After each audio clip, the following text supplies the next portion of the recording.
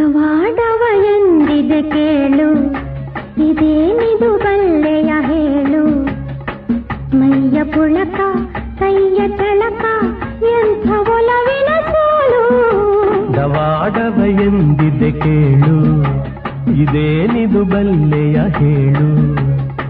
ಮೈಯ ಪುಳಕ ಕೈಯ ಚಳಕ ಎಂಥ ಒಲವಿನ ಸೋಲು.